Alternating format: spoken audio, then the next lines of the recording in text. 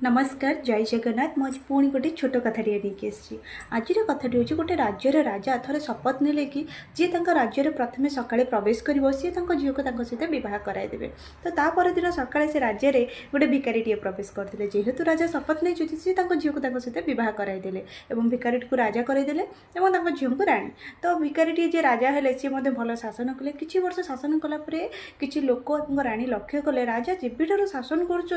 प्रतिदिन सी गोटे कक्ष को जाऊँच कि समय बिताऊँच सी आसुँच।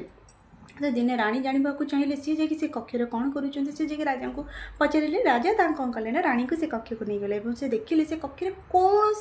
जिनस ना केवल गोटे कांथरे गोटे कंटाटे लगाई से कंटार गोटे छिंडा फटा गोटे ड्रेसटे झुली। राणी पचारे कक्ष तो किसी भी नहीं कि आप आसिक ये कौन करती। तो राजा कहले मोर मूल तत्व हूँ मुझे केवल गोटे भिकारी थी मुझे जहाँ भी प्राप्त करी जहाँ भी मुझे आगू पाइबी से हूँ केवल भगवान का आशीर्वाद और कौन जन्मर गोटे मोर पुण्यर कर्मर फल कि मोर मूल हूँ गोटे भिकारी थी मुझे आशा कर मुझे सब जिन पाइबी। तो से प्रतिदिन आसिक ये किसी समय बिताए और ये जो छिंडा फटा ड्रेस को देखे कारण यहाँ मुझे गोटे दिन थी पिंधुली और से रियलाइज करे कौन थी आज मु कौन अच्छी। तो केबे मो मन से गर्व अहंकार न आसे से मुझे आसिक समय किसी बिताऊ थाए। तो सांग मैंने आम ये कथर कौन शिखिले जे आम कौन थिले एवं कौन आज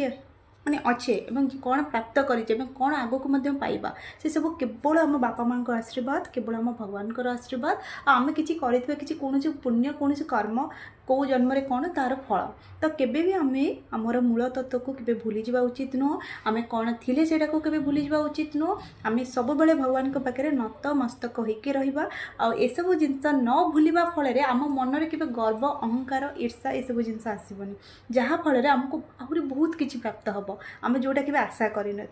किंतु से आम